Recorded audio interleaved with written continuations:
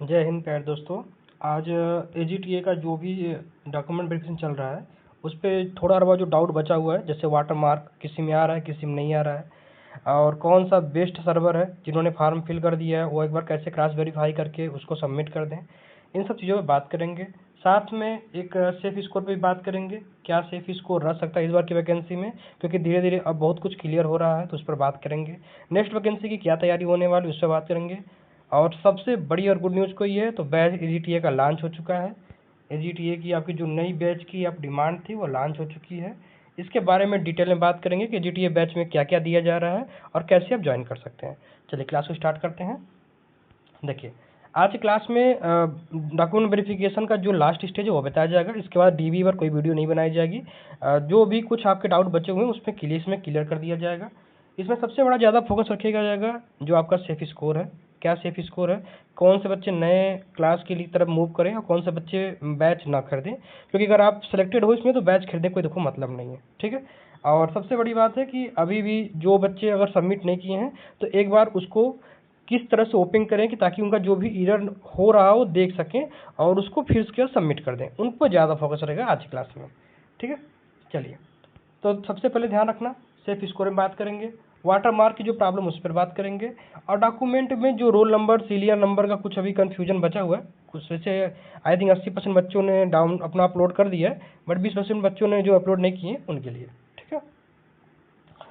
देखिए, समझते हैं कि एक सेफ स्कोर क्या है, और यह सेफ स्कोर यह मान के चलिए कि यह मिनिमम है, इसके मिनिमम होने का चांस नहीं है यह सेफ स्कोर, ठीक है। और ऑलरेडी अभी तक की हमारी जो सबसे रही है 45 ±5, यह हम लोग का अपना लेके चल रहे हैं, बाकी जो आएगा देखा जाएगा। चलिए यहाँ पर देखते हैं। देखिए, जनरल वाले जो भाई बंधु 42 और 44 के आसपास है, ठीक है, 42 और 44 के आसपास है, वह बहुत अधिक संभावना में है, मान के चलिए कि आप लोग एक तरह से फाइट कर रहे हैं। ओबीसी वाले उसी के आसपास, एससी वाले 28 29 30 नंबर के आसपास मान के चलो, इससे ज़्यादा आपका नहीं जाएगा, कन्फर्म है।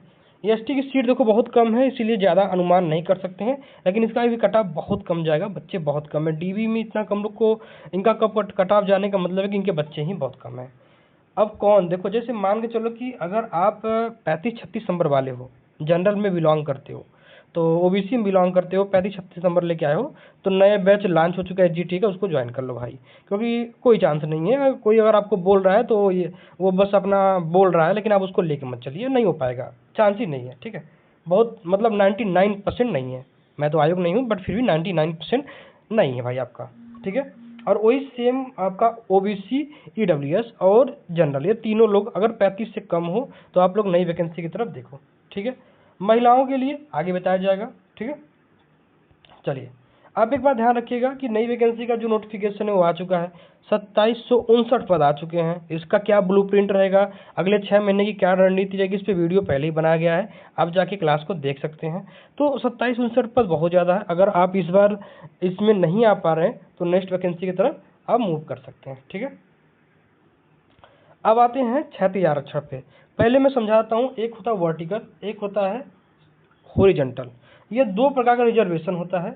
अभी 2 दिन पहले जो आरक्षण घोटाला पर हमने एक वीडियो बनाया था, आप उसमें देख सकते हो कि वर्टिकल और हॉरिजॉन्टल के बारे में क्या होता है, इसमें कैसे आरक्षण दिया जाता है, इसमें बहुत डिटेल में समझाया है। फिर भी एक छोटा सा व्यू देता हूँ।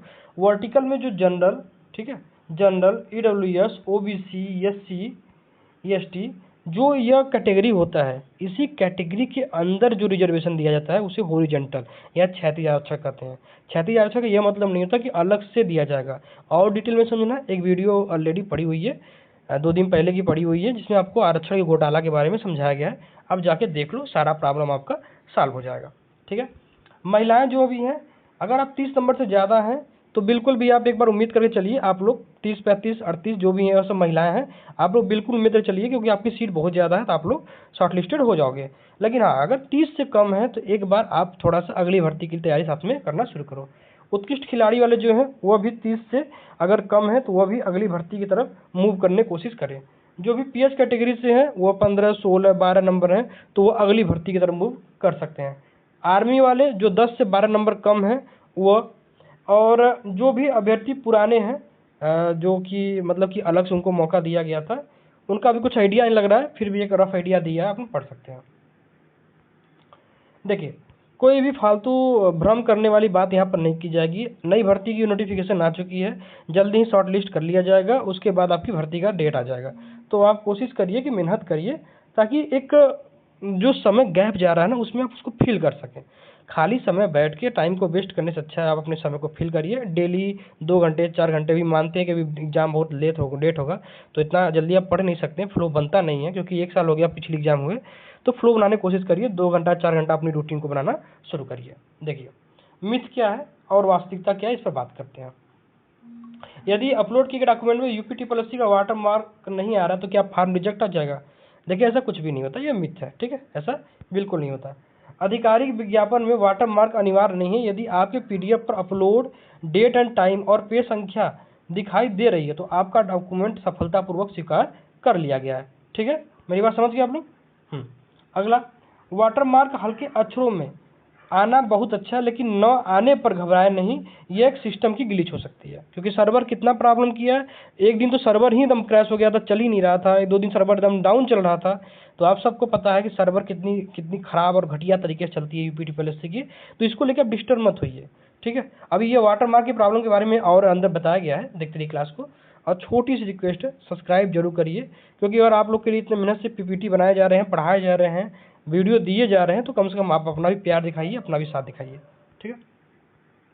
अब आइए वाटर मार्क की जो प्रॉब्लम आप लोग की है, इसके बारे में डिटेल में बात करते हैं, ठीक है। वाटर मार्क की जो प्रॉब्लम है, डिटेल में बात करते हैं।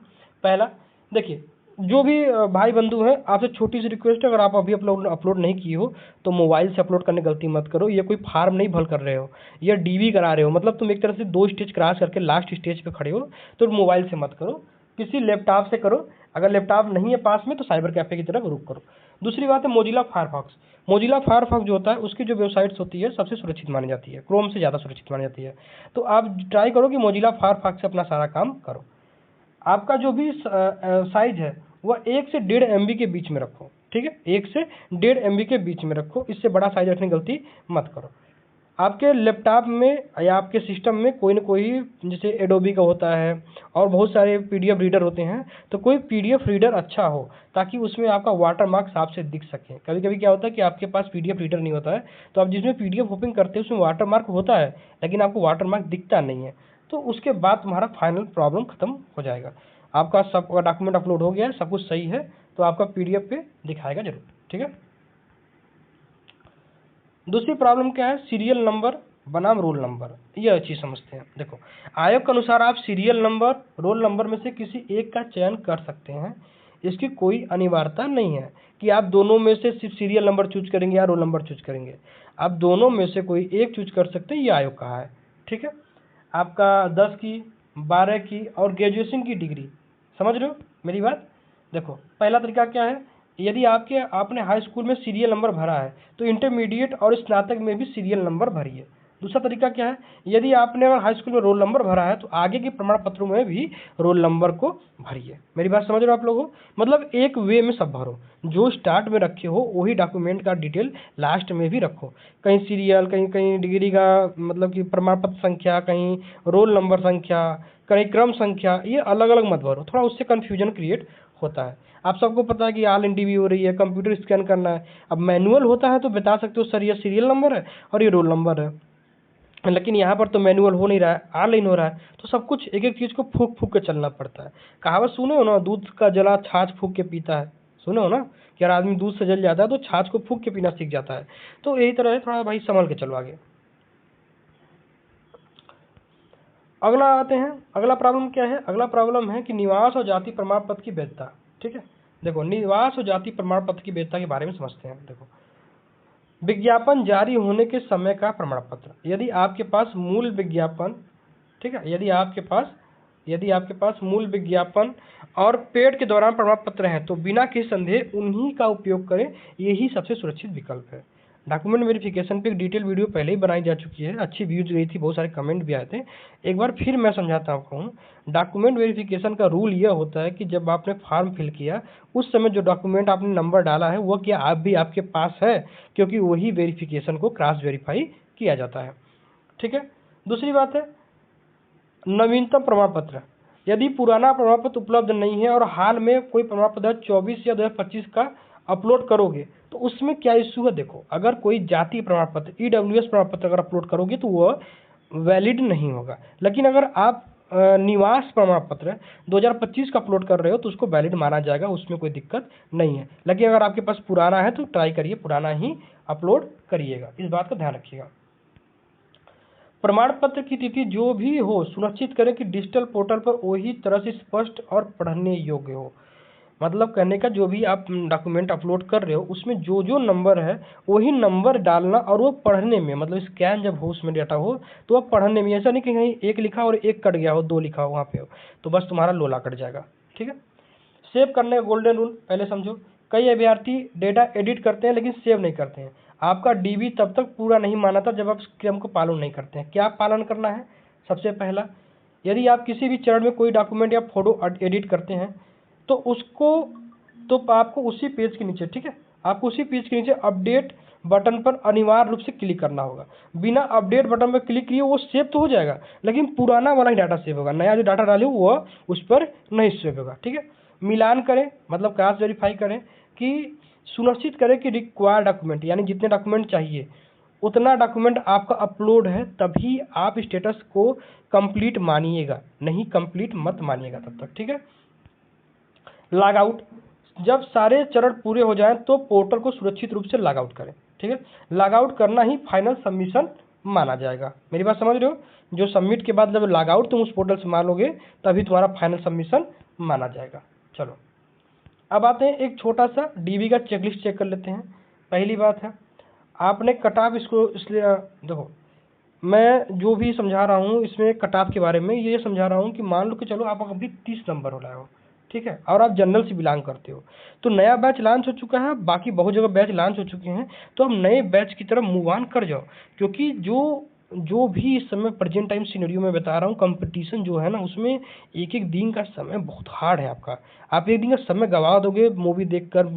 अभी तो IPL चल रहा है, बहुत बच्चे IPL में बिजी हो जाएंगे, कोई मूवी देखने में बिजी है, कोई सोने में गर्मी में सोने में बिजी है, कोई घूमने में बिजी है। समय तो भाग रहा है ना, समय आपका उस तरह से है जैसे मुट्ठी में रेत को पकड़ना, जितना पकड़ोगे उतना ही सरकता जाता है। तो कोशिश करो कि फ्लो में बहो, कुछ तो पढ़ते जाओ, कुछ पढ़ते जाओ। आपके टेलीग्राम चैनल है एग्री क्विज वर्ल्ड, लिंक मिल जाएगा, उस पर डेली दिन में 3 बार टेस्ट कराए जाते हैं, ज्वाइन करो, टेस्ट दो, नहीं पढ़ो तो कम से कम टेस्ट ही दो। लाइव टेस्ट चलता है, बहुत सारे बच्चे देते हैं, उनके साथ अपना रैंक देखो कि क्या चल रहा है, आपका रैंक है। ठीक है। और AGTA का बैच लॉन्च हो गया है, बैच में कैसे ज्वाइन करना है इस पर एक डेडिकेटेड वीडियो बनाया जाएगा। ठीक है। प्रीमियम बैच है, इसकी प्राइस बहुत सस्ती रखी गई है, इसकी प्राइस सिर्फ और सिर्फ 151 रखी गई है। इस बैच में आपको क्या मिलेगा, आपको डिटेल थ्योरी मिलेगी, टॉपिक वाइज कराया जाएगा, डिटेल थ्योरी मिलेगी, साथ में उस डिटेल थ्योरी का एक 60 नोट्स मिलेगा, एकदम बुलेट पॉइंट नोट्स रहेगा कि बस पढ़ो, जैसे एग्जाम टाइम है तब थ्योरी तो पढ़ नहीं पाओगे, नोट्स तुरंत पढ़ो और तुरंत अपना काम कर लो। उसके बाद MCQ मिलेगा, जो तुम अभी थ्योरी और 60 नोट्स पढ़े हो उसी से रिलेटेड MCQ मिलेगा, यानी कि तुम अपने पढ़कर अपने आप को परखो कि हम सही जो पढ़े हैं याद है कि नहीं याद है। फिर उसके नीचे आपको PDF मिलेगा, उसी डिटेल थ्योरी MCQ सबका PDF मिलेगा, PDF प्रिंट करा के रख सकते हो, PDF प्रिंट करने का ऑप्शन रहेगा, ताकि आपके पास अगर आप चाह रहे हो कि हमारे पास एक हार्ड कॉपी रहे तो आप उसको प्रिंट कर लो, सब अपने पास रखो और प्रिंट से आराम से पढ़ो। क्योंकि प्रिंट जो डाटा रहेगा ना वो कलरफुल रहेगा, उसमें अलग अलग कलर यूज़ किए ताकि आप पढ़ने में आपको आराम हो। और आपको लाइव टेस्ट भी कराए जाएंगे ग्रुप में, ताकि आप बाकी बच्चों के साथ कंपटीशन करके देखो कि आप कितना फाइट कर रहे हो। ठीक है। इस तरह का पूरा डेडिकेट वीडियो। अब सोच लो कि इतना सब कुछ मिलेगा 151 में, मतलब अब सब आपको सबको पता है ना UP स्पेशल कितना बड़ा है, कंप्यूटर कितना बड़ा है, और फिर उसके बाद इतने नोट्स, इतने PDF, समझ रहे हो, हज़ारों पेज के तो सिर्फ आपके पास नोट्स हो जाएंगे। एज्यूम कर लो कितना डाटा इसमें मिलेगा आपको, कम से कम नहीं तो मान के चलो 4 से 5 हज़ार तो खाली MCQ मिलेंगे, लाइव टेस्ट जोड़ दोगे तो 10,000 क्वेश्चन मिलेंगे। अब एज्यूम कर लो कितना पढ़ना आपको है। ठीक है। कोशिश करो कि ज्वाइन करो बैच, चैनल पे बने रहो, बहुत जल्दी बैच के लिए आपको एक डेडिकेटेड वीडियो बनाया जाएगा और अपडेट कर दिया जाएगा कि बैच में कैसे ज्वाइन होना है।